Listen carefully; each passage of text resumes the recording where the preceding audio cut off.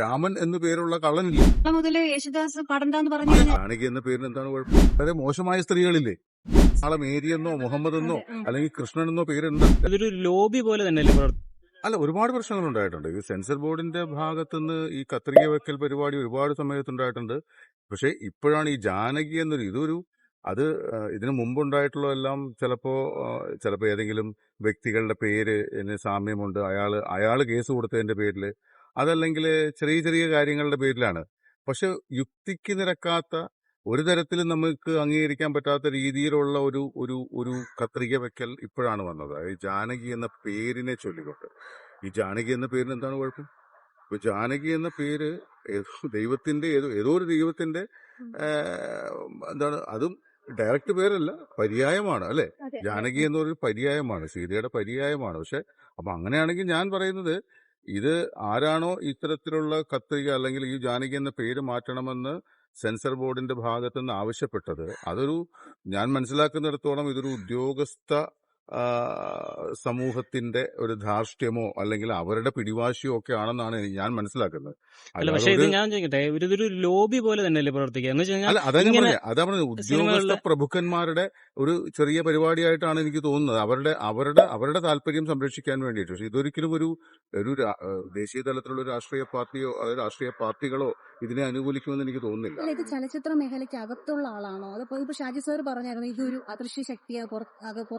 അല്ല, അതിനെക്കുറിച്ച് എനിക്കറിയില്ല. ഇത് ചലച്ചിത്ര മേഖലയ്ക്ക് അകത്തുള്ള ആളാണോ പുറത്തുള്ള ആളാണോ എന്നല്ല. പക്ഷെ ഇതൊരു ഉദ്യോഗസ്ഥന്മാരുടെ ഒരു സമൂഹം ഈ പറയുന്ന കാര്യത്തിന്റെ പിന്നിലുണ്ട് എന്നുള്ളത് സത്യമാണ്. ഇതുകൊണ്ട് ഉദ്ദേശിക്കുന്നത് അല്ല, അതാണ് നമുക്ക് മനസ്സിലാവാത്തത്. ഇവരെന്താണ് ഉദ്ദേശിക്കുന്നത്? ജാനകി എന്ന പേരിന് എന്താണ് കുഴപ്പം? അപ്പൊ ഞാൻ ചോദിക്കുന്നത്, അങ്ങനെയാണെങ്കിൽ ഇവരൊരു പണി കേട്ടെ. ഇപ്പൊ ഗവൺമെന്റ് ഇതിനെ സപ്പോർട്ട് ചെയ്യുന്നുണ്ടെങ്കിൽ, ഇപ്പൊ ഇന്ത്യ മഹാരാജ്യം ഭരിക്കുന്ന ഗവൺമെന്റ് ഇതിനെ സപ്പോർട്ട് ചെയ്യുന്നുണ്ടെങ്കിൽ, അവരൊരു കാര്യം ചെയ്യട്ടെ, ഒരു നിയമനിർമ്മാണം നടത്തട്ടെ. അതല്ലേ വേണ്ടത്? ഒരു നിയമനിർമ്മാണം നടത്തിയിട്ട് ഈ പറയുന്ന ദൈവങ്ങളുടെ പേരുകളോ ദൈവങ്ങളുടെ പര്യായമായിട്ടുള്ള പേരുകളോ ഒരു കാരണവശാലും രജിസ്റ്റർ ഓഫീസിൽ രജിസ്റ്റർ ചെയ്യാൻ പാടില്ല എന്ന് തീരുമാനിക്കട്ടെ. അങ്ങനെ ഒരു നിയമനിർമ്മാണം കൊണ്ടുവരട്ടെ. അങ്ങനെയാണെങ്കിൽ ഇവിടെ നാളെ മേരി എന്നോ മുഹമ്മദ് എന്നോ അല്ലെങ്കിൽ കൃഷ്ണൻ എന്നോ പേരിടണ്ട, രാമൻ എന്നോ പേരിടണ്ട. ഒരു പുതിയ ഉണ്ടാകുന്ന ഒരു കുട്ടിക്കും ഈ പറയുന്ന ദൈവങ്ങളുടെ പേരുകൾ ഒന്നും ഇടണ്ട. അപ്പൊ ഈ സിനിമയ്ക്ക് മാത്രം എന്താണ് പ്രശ്നം?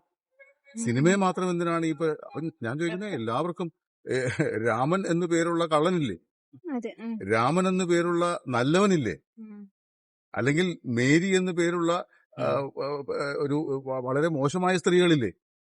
എത്രയോ മോശമായ സ്ത്രീകൾക്ക് മേരി എന്ന് പേരുണ്ട്. നാളെ മുതല് യേശുദാസ് പാടണ്ടെന്ന് പറഞ്ഞു. അതാ പറഞ്ഞ ഞാൻ പറയും, ഈ പേരിന്റെ പേരിൽ കലാപ്രവർത്തനം നടത്താൻ സമ്മതിക്കാതിരിക്കുക എന്ന് പറയുന്നത് ഒരിക്കലും അംഗീകരിക്കാൻ പറ്റാത്തൊരു കാര്യമാണ്. അത് ഇന്ന് ഇവിടെ ഉണ്ടായ കൂട്ടായ്മ എന്ന് പറയുന്നത് അതിന് ഒരു തുടക്കം മാത്രമാണ്.